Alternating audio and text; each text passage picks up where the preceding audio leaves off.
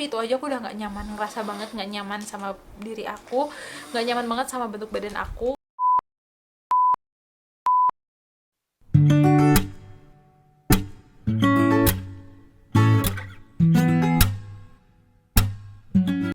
Halo, assalamualaikum, ketemu lagi sama aku Ayu Manda. Dan buat kalian yang baru bergabung di channel aku, perkenalkan aku Ayu Manda. Dan aku sering bahas tentang beauty, lifestyle, dan fashion. So kalau kalian suka dengan topik itu, langsung aja subscribe channel aku. Nah, kali ini aku mau membahas sesuatu yang very highly requested di Instagram aku. Kayak sekarang tuh kalau teman-teman aku gitu ya ketemu, mungkin yang ketemu aku beberapa bulan yang lalu terus ketemu lagi sekarang, itu pasti kayak pada nanyain, teh kok kayaknya kurusan ya gitu, atau teh bagi tips dietnya dong gitu kan, banyak banget gitu kan. Terus kayak di DM juga pas aku update tentang berat badan aku sekarang gitu kan, which is sebenarnya prestasi banget gitu, berat badan aku sekarang karena bisa kembali ke berat badan waktu aku sebelum punya anak gitu. Jadi kayak aku sempet excited juga, terus aku share di Instagram, terus banyak banget kayak yang mau dong tips dietnya gitu kan. Padahal jujur aku sendiri pun juga bingung gitu kan kalau ditanyain tips diet, karena aku tuh sebenarnya nggak yang kayak diet karbo atau diet keto atau intermittent fasting. Aku makan gitu, aku nggak bisa merasa lapar. Aku tuh nggak bisa lapar, satu. Terus aku punya GERD, jadi kalau aku kelaparan aku bisa guling-guling udahnya gitu. Terus gimana dong caranya gitu kan. Jadi simak videonya sampai akhir.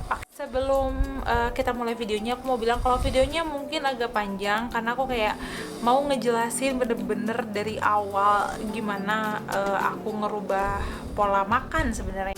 Terus kenapa kayak aku begini, aku begitu, karena aku sendiri orangnya tuh kayak nggak bisa cuma kayak ngejelasin oh aku tuh nggak melakukan ini, aku nggak melakukan itu, tapi kayak tanpa alasan gitu. Aku tuh cuma begini, aku cuma begitu, tapi aku nggak jelasin kenapa asal muasalnya gitu. Jadi mungkin video ini agak panjang, jadi harap mohon bersabar dan disimak dengan baik-baik dan seksama gitu ya. Nah, selain itu juga aku mau jelasin perjalanan berat badan aku. Jadi aku tuh dulu waktu zaman kuliah itu sebenarnya berat badannya itu berat badan aku ada di 56 kilo dan tinggi aku tuh 170. 56, 57, 58 ya, naik turun segitu ya, anggap aja di 57 kilo. Nggak kurus banget sebenarnya karena banyak juga yang tinggi 170 berat badan 50 kilo, banyak. Tapi nggak gemuk juga, pas lah menurut aku, pas banget gitu. Jadi kayak masih berisi badannya tapi langsing gitu. Nah, setelah punya anak pertama, berat badan aku tuh naik di 71 kilo maksimalnya. Terus sempat turun, setelah punya anak itu, setelah 1 tahun itu turun paling kurus itu di 63 kilo sebelum akhirnya aku punya anak lagi yang kedua. Hamil anak kedua aku cuma naik ke 69 kilo. Tapi karena anak kedua aku tuh cowok dan menyusunya tuh kenceng banget kan, jadi aku tuh super duper lapar terus gitu kan. Jadi kalau misalkan nyusuin begadang tengah malam pasti makan sepiring gitu kan, sepiring, lauknya banyak, nasinya banyak, kayak lapar terus sampai berat badan aku membengkak ke 73 kilo gitu, yang udah kayak ngap banget aku tuh rasanya berat badan segitu tuh. Yang paling kerasa adalah kalau sholat, karena dengkul itu sakit banget gitu, kayak mungkin dia menopang berat badannya yang cukup berat gitu kan. Jadi dia tuh kalau misalkan buat sujud sujud bangun gitu sakit banget dengkul aku tuh, kayak karena menyusui pasti asupan kalsium juga berkurang, terus juga gemuk gitu kan. Jadi kerasa banget. Emang belum yang kayak parah banget yang obesitas parah, tapi itu aja aku udah nggak nyaman, ngerasa banget nggak nyaman sama diri aku, nggak nyaman banget sama bentuk badan aku. Akhirnya aku diet cukup ketat tuh, aku rajin olahraga tiap hari, aku ngurangin banget makan. Tapi ternyata ada yang salah dengan diet aku yang nanti aku akan jelaskan lah ya di akhir-akhir video. Jadi aku tuh cuma berhasil nurunin ke berat badan ke 67 kilo. Itu aja udah kayak perjuangan banget, sampai GERD aku yang udah lama nggak kambuh, mah aku yang udah lama nggak kambuh itu jadi kambuh, dan itu parah banget, kayak dalam seminggu tuh bisa kambuh 2-3 kali. Dan kalau udah kambuh tuh kayak aku bisa guling-guling kesakitan banget, yang perutnya tuh perih banget gitu, yang kayak ada hawa panas naik ke tenggorokan, terus akhirnya jadi sering radang tenggorokan juga. Aku nggak bisa banget turun, jadi kayak berat badan aku paling kurus di 67 kilo, tapi kayak naik ke 70 kilo, paling turun 69, 68, itu aja udah kayak aku ngerasa udah paling maksimal lah, langsing udah kayak gitu. Dan baju aku udah upsize semua, udah pokoknya ukuran lingkar dada 108 ke atas, 104, lingkar dada 104 aja itu kayak ngepas banget di aku. Jadi kalau beli baju tuh pasti harus ukuran XL ke atas kayak gitu. Sampai akhirnya aku hamil anak ketiga, itu berat badan naik ke 78 kilo. Setelah melahirkan itu cuma turun 2 kilo, jadi di 76 kilo kan. Tapi mungkin karena agak lelah dan capek, itu dalam sebulan turun ke 68 kilo, tapi naik lagi akhirnya ke 71 kilo, sampai akhirnya ada suatu event temanya tentang diet busui yang diadakan oleh salah satu event producer di Bandung, yaitu Vina Yudarismankom, dengan narasumbernya waktu itu Dr. Prama. Nah, kalau kalian tahu, Dr. Prama ini adalah seorang dokter ahli gizi atau nutrisionis yang hits di Bandung gitu ya, karena success story-nya udah tidak diragukan gitu kan. Dan aku datang lah ya pasti gitu kan, karena aku emang pengen banget, aku nggak mau mengulang, karena aku sendiri itu pun nggak nyaman sama badan aku gitu kan. Sedangkan bentuk self love itu kan adalah dengan nyaman dulu dengan diri kita gitu kan, termasuk ya shaping gitu. Tapi aku mau agak sedikit disclaimer dulu. Jadi apa yang aku lakukan ini adalah cara diet yang paling common, istilahnya yang paling awam sebenarnya. Jadi yang kalau misalkan kalian dulu pernah kurus gitu kan, kalian nggak ada masalah metabolik yang terlalu gimana gitu, alergi sesuatu yang menyebabkan gangguan metabolisme di badan kalian, mungkin kalian bisa pakai cara aku ini. Tapi aku tidak menjamin 100% kalau kalian ikutin cara ini itu akan berhasil, enggak ya, karena badan orang itu beda-beda pastinya, termasuk kayak kasusnya beda-beda. Jadi kayak kalian boleh jadikan ini sebagai referensi atau adaptasi, tapi jangan menghasilkan hasil yang sama persis 100% dengan yang terjadi di badan aku gitu kan, karena badan orang itu beda-beda. Tapi kalau misalkan udah pakai yang aku sarankan nih dengan begini begitu, tapi ternyata nggak berhasil, ya better kalian hubungin nutrisionis terdekat di kota-kota kesayangan Anda di kota Anda gitu ya, masing-masing. Jadi kalian lebih baik mencari referensi dari orang yang lebih expert gitu di bidangnya, karena kan aku bukan expert, ini aku cuma sharing pengalaman aku. Nah, jadi pertama ini yang aku mau jelaskan adalah terkait dengan rasa lapar. Jadi gimana sih caranya kita tahu bahwa ada yang nggak benar dengan metabolisme kita gitu kan. Nah, rasa lapar ini ada yang namanya false hunger atau rasa lapar palsu. Jadi dikit-dikit kita lapar, dikit-dikit kita pengen makan, dikit-dikit kita pengen ngemil gitu kan. Sebenarnya apakah benar itu rasa lapar? Nah, jadi false hunger ini sebenarnya bisa dilihat dari seberapa jam kita merasa lapar. Jadi menurut dokter Prama waktu itu, lapar yang benar-benar lapar asli itu adalah ketika sampai ketika kita membayangkan makanan yang gak kita suka aja tapi kita tetap mau makan. Kalau misalnya kita rasa lapar ya udah kayak gitu, itu berarti emang kita bener-bener lapar. Misalkan kita nggak suka sama pete, tapi nggak apa-apa lah kalau ada pete kita makan gitu. Atau misalkan kita nggak suka sama jengkol, tapi ada semur jengkol, nggak apa-apa lah aku makan itu berarti bener-bener emang kita lapar. Tapi kalau misalkan kita masih pilih-pilih gitu kan, kita laparnya pengen makan ini gitu, aku laparnya pengen makan bakso, aku laparnya pengen makan ayam crispy gitu, ya itu berarti bukan benar-benar lapar. Tapi beberapa sumber yang aku cari katanya batasannya adalah 4-5 jam. Artinya kalau misalkan laparnya datang di atas 4-5 jam itu memang mungkin benar lapar. Tapi itu tergantung dari energi yang kita keluarkan juga ya. Jadi kalau kita banyak mikir, banyak kerja berat, atau banyak terpakai lah energinya, mungkin bisa kayak 4 jam gitu. Yang penting jangan kurang dari 3 jam. Jadi kalau misalkan baru makan 3 jam udah lapar lagi, ya berarti itu mungkin lapar palsu. Apalagi kalau makannya udah banyak sebelumnya gitu kan, tapi 3 jam udah lapar lagi gitu. Nah, itu mungkin ada sesuatu yang mengganggu, mungkin gangguan metabolik atau ada yang nggak benar di dalam tubuh. Nah, kalau misalkan rasa lapar ini dia berhubungan dengan hormon di badan kita yang namanya leptin dan grelin. Leptin dan grelin adalah 2 hormon yang mengatur rasa lapar dan kenyang. Leptin sendiri ini adalah hormon yang yang mengirim sinyal ke otak untuk memberitahu bahwa tubuh kita sudah kenyang. Kalau ghrelin itu kebalikannya, memberitahu tentang rasa lapar. Terganggunya kerja leptin dan ghrelin ini sebenarnya dipengaruhi oleh 3 faktor. Ada dari kalori, ada dari kurang tidur atau jam tidur, ada juga dari banyaknya lemak di darah kita gitu kan. Jadi kalau misalkan dari kalori, ya misalkan kalori kita kurang, ya otomatis ghrelin kita akan tubuh kita akan memproduksi hormon ghrelin dan mengirimkan sinyal lapar. Terus kalau kurang tidur jadinya hormon ghrelinnya juga akan memproduksi terus, akhirnya akan lebih sering terasa lapar. Makanya kalau kita misalkan begadang, pasti kita malam-malam akan terasa lapar gitu kan. Terus ada juga hormon leptin. Nah, leptin ini terganggunya adalah dari banyaknya kadar lemak di dalam darah.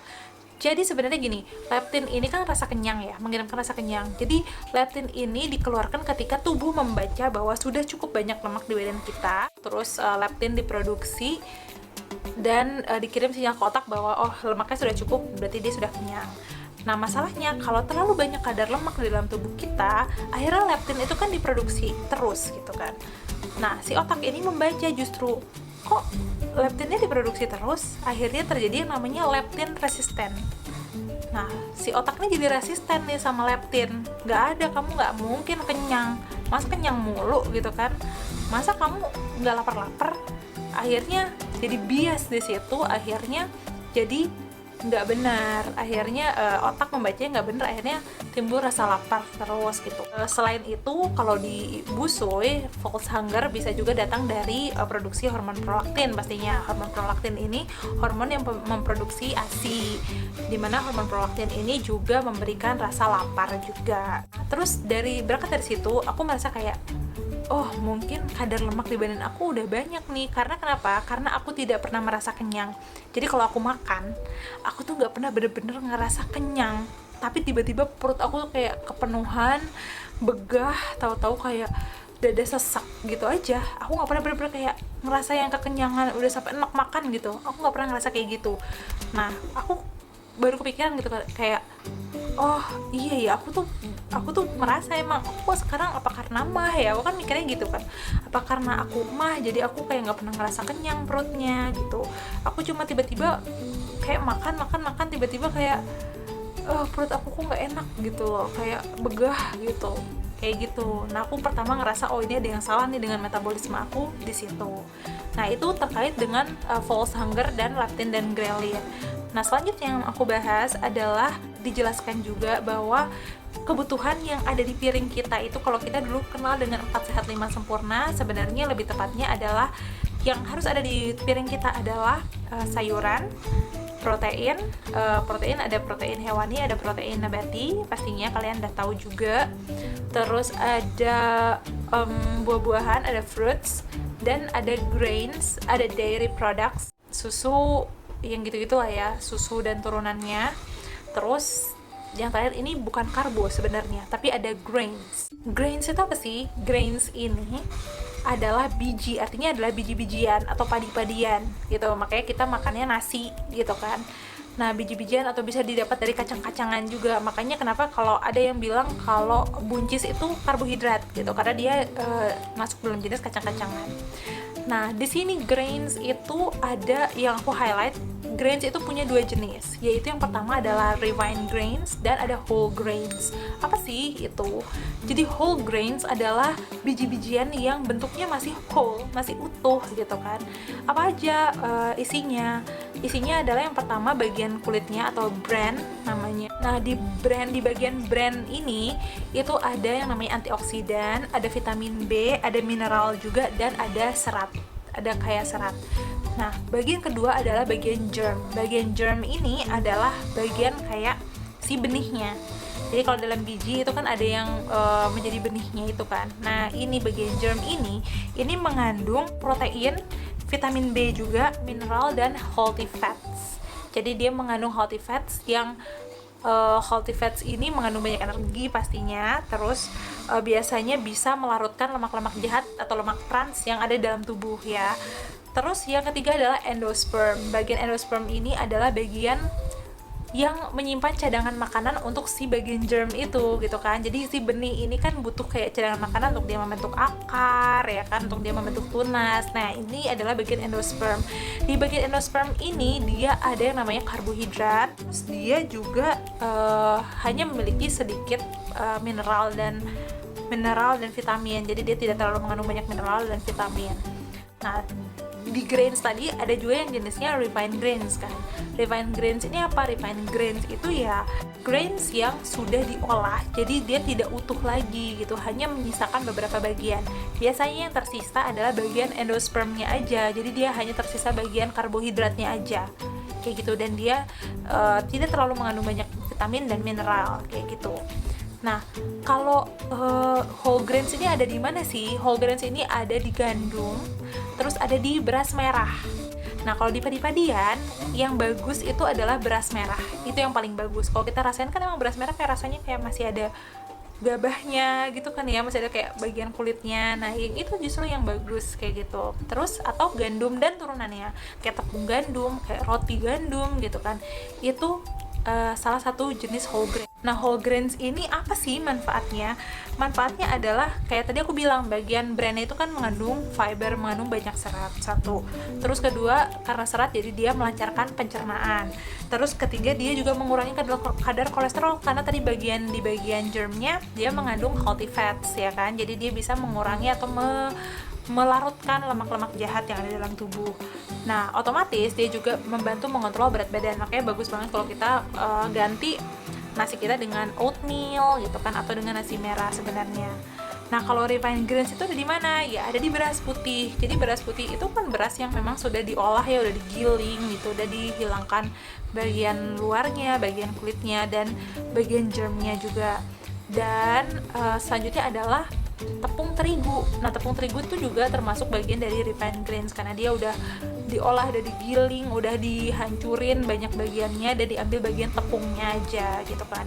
Nah, si refined grains ini apa efeknya ke badan? Jadi dia tuh rendah protein pasti ya kan, karena udah banyak hanya bersisa bagian endospermnya aja tadi yang rendah protein, rendah lemak, rendah protein, rendah mineral, rendah vitamin ya kan.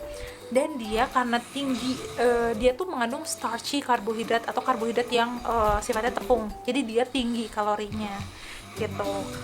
Nah, karena tinggi kalorinya pasti dia meningkatkan kadar gula darah gitu kan. Nah, jadinya apa? Menyebabkan kenaikan berat badan, bahkan bisa mengganggu metabolik gitu. Nah, dari situ makanya yang aku lakukan adalah sebenarnya aku tidak terlalu membatasi nasi putih, karena anak-anak aku tuh makannya nasi putih gitu kan. Jadi aku kayak kesusahan kalau harus masak nasi merah sendiri terus nasi putih gitu kan, beda-beda. Jadi aku pasti tetap makan nasi putih. Nanti akan fullnya akan aku jelaskan di akhir ya kenapa gitu kan. Selain itu, yang jadi concern aku di situ dan dibahas juga, kadang kita berpikiran kalau misalkan gemuk itu berhubungan dengan lemak. Jadi jangan makan makanan berlemak, jangan makan goreng-gorengan, jangan makan goreng-gorengan yang deep fry. Itu emang benar sih ya sebenarnya, tapi nggak cuma itu ternyata yang paling berbahaya di dalam tubuh itu adalah gula bahaya. Nanti aku akan tulis beberapa efek gula berlebih di dalam tubuh, banyak sih ya. Kalian bisa lihat aja gambar ini, kalian bisa pause dulu, aku kasih gambarnya. Ini adalah dari slide-nya Dr. Prama, jadi kalian bisa langsung screenshot aja. Jadi sumber lemak yang paling bahaya itu ternyata adalah dari konsumsi gula. Jadi gula yang berlebih di dalam tubuh itu, atau kalori yang berlebih dalam tubuh itu juga disimpan di badan sebagai lemak gitu kan. Tapi iya, aku mah nggak suka minum manis gitu kan, ya tenang aja. Aku mah nggak terlalu suka kayak ngeteh manis gitu, nggak suka. Minuman sirup itu aku nggak suka kok. Tapi kamu suka makan somai gitu, kamu suka makan dimsum nggak? Kamu suka makan apa gini, mie? Kamu suka makan mie? Kamu suka makan kerupuk? Kamu suka makan fried chicken? Kamu suka makan biskuit? Kamu suka makan pizza? Wah, udah, itu semua mengandung tepung. Nah, kalau kayak udah aku jelasin tadi di refined grains kan, tepung itu banyak, tinggi kalori, tinggi gula. Jadi itu semua, aduh kaki aku kesemutan. tolong. Ternyata manis-manis itu bukan hanya bener-bener kayak dari gula aja, jadi mengganti gula kamu dengan gula jagung gitu kan, mau diabetes ganti gula kamu dengan gula jagung, ternyata harus ada juga yang dikurangi, itu tepung gitu. Dan ini sering banget orang nggak tahu gitu kan, dan aku sendiri juga baru tahu dan kaget gitu, kayak waduh aku nggak bisa makan bakwan dong gitu kan, waduh aku nggak bisa makan mendoan dong, ini mah agak sedih juga berpisah dengan bakwan itu, aduh. Tapi ya sudahlah, demi hidup sehat kan gitu. Nah terus aku mau menggarisbawahi di sini yang dikatakan oleh dokter Prama waktu itu ya, waktu event itu. Jadi isi piring kita tuh juga harus diperbaiki. Banyak dari kita kayak makan lauknya sedikit, nasinya banyak gitu kan. Yang benar adalah nasi itu bagusnya adalah sekepal aja, sedikit ini. Nah kalau daging atau protein itu boleh sedua telapak tangan ini. Jadi kita bisa dalam sekali makan itu kita bisa 2 telapak tangan ini untuk protein. Kalau emang kita lapar banget, kayaknya butuh banget tenaga, kita boleh banyakin protein, karena protein tuh bisa kayak 4 dada ayam gitu kan, bisa kayak gitu. Nasinya cuma cukup sekepal. Jadi kalau misalkan kayak kalian kurang kenyang nih, kalian bisa pakai kayak gitu. Nanti aku akan kasih gambarnya. Ini contoh isi piringku gitu.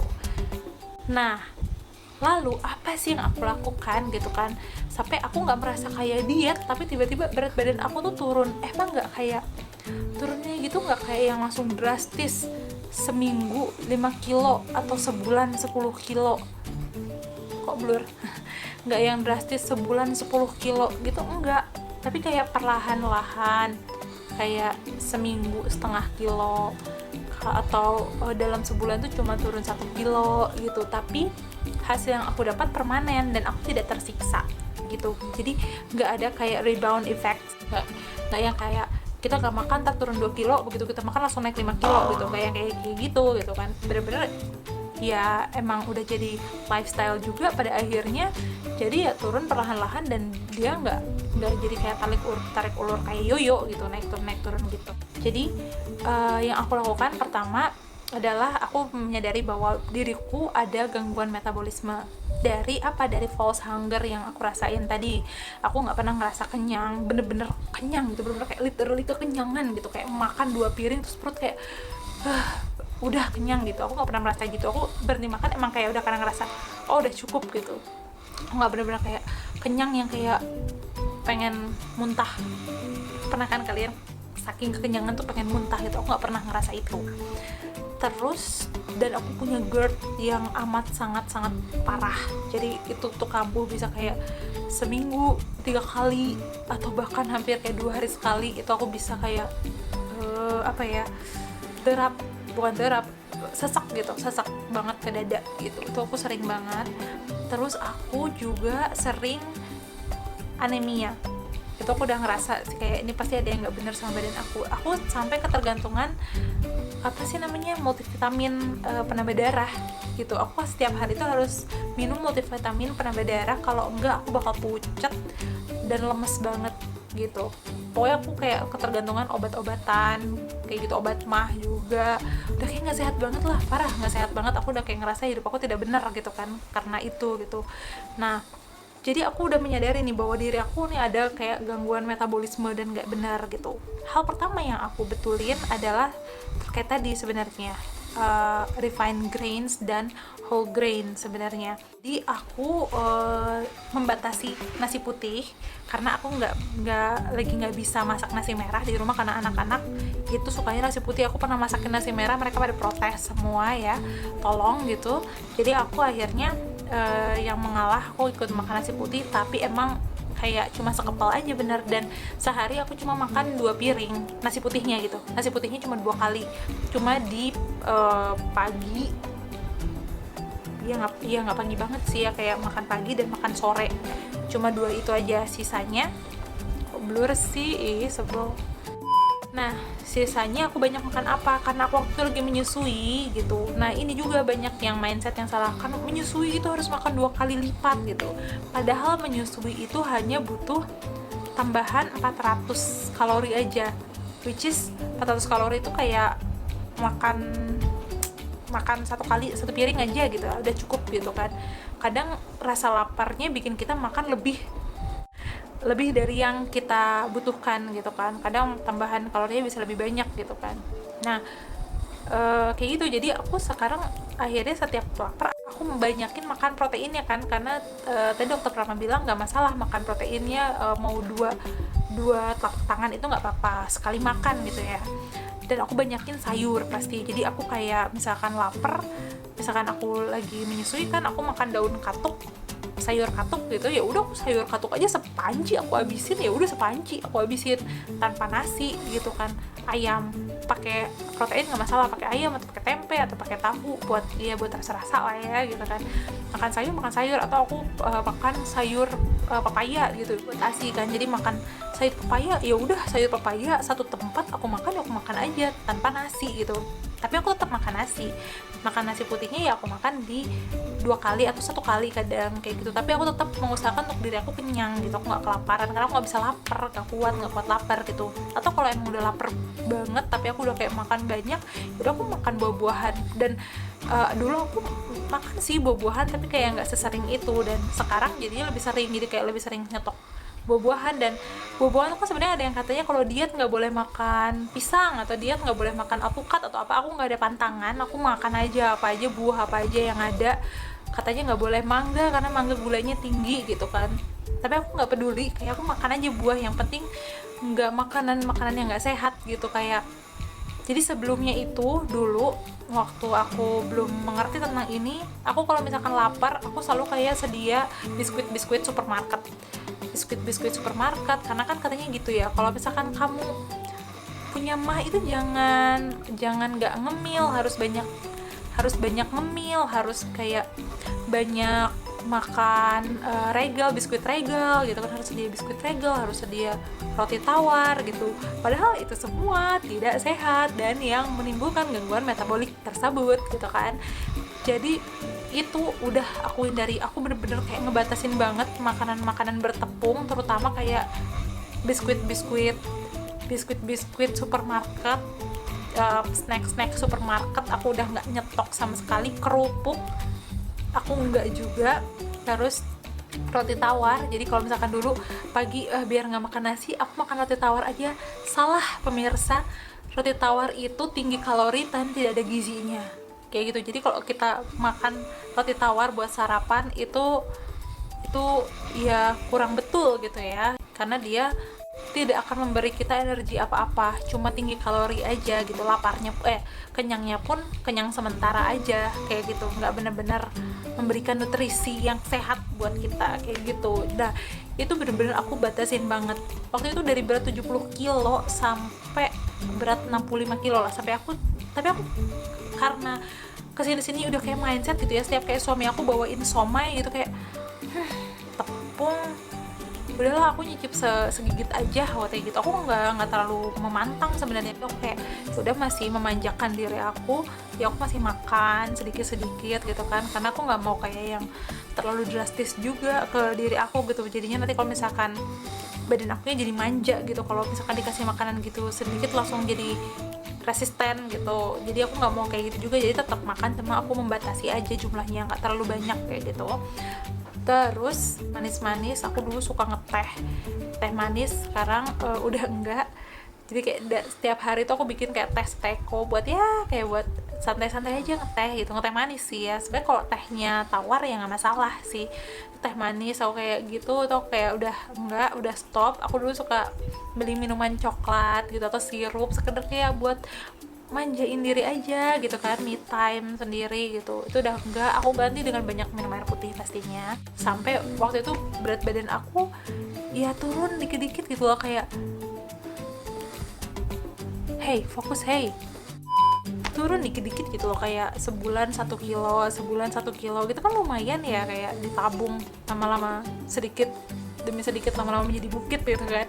Sampai waktu itu aku nggak sadar berat badan aku udah 65 kilo gitu kan, which is itu kayak prestasi banget gitu kan, karena selama ini semenjak aku anak kedua aku belum pernah menginjakkan berat badan di 65 kilo gitu kan, kayak udah paling langsing sedunia aku waktu itu ngerasanya. udah 65 kilo gitu kan, udah seneng bahagia banget. Makanya aku bikin tulisan highlight busui, yaitu kalau nggak salah di 66 kilo atau 65 kilo gitu. Aku bikin tulisan di IG story aku, kalian bisa cek di IG story aku, di ada highlight diet busui. Di situ aku udah bahas lengkap juga sih di situ sebenarnya. Nah, makin kesini aku udah kayak agak lost sih, agak nyantai, nggak terlalu kayak ketat banget pas di awal-awal 70 kilo sampai ke 65 kilo gitu kan. Aku udah mulai agak longgar, udah mulai chill lah gitu kan, santai. Tapi entah kenapa itu udah jadi kayak mindset gitu kan, udah nggak mau terlalu banyak tepung, kayak sendirinya ngebatasin sendiri. Kayak misalkan kayak ibu aku bikin bakwan, ya udah aku kayak cuma nyicipin aja satu, abis itu kayak merasa bersalah sendiri gitu kan ke badan. Aduh, aku masukin tepung, masukin yang deep fry gitu kan, sayurnya juga udah nggak ada gizinya gitu kan karena dia deep fry. Ya udahlah, udah nggak usah gitu kan. Dan aku udah kayak kebanggaan ke diri sendiri ketika aku makan makanan yang lebih sehat gitu kan, kayak sayur-sayuran, makan ayam yang ayamnya direbus. Sebenarnya aku juga nggak yang terlalu ayamnya harus dada ayam gitu, nggak yang kayak gitu banget juga sih, ya biasa aja sih gitu. Ya mungkin dengan aku kayak merubah pola hidup, pola makan yang begitu drastis, ternyata berdampak drastis juga ke badan aku. Mungkin yang kayak aku bilang tadi, kayak mungkin kadar lemak aku juga makin menurun gitu kan. Dan aku juga kan sambil ngurus anak gitu kan, banyak aktivitas juga dalam seharian gitu kan. Mungkin kalori aku juga banyak yang keluar kayak gitu. Tapi aku jujur, GERD aku ini udah kayak jarang banget kambuh. Kadang sih pernah kambuh kalau misalkan aku lagi masuk angin aja gitu, tapi kayak belum tentu sebulan sekali gitu kan. Kayak udah jarang banget, itu perubahan yang sangat-sangat drastis gitu. Dan aku udah bisa mulai merasakan kenyang.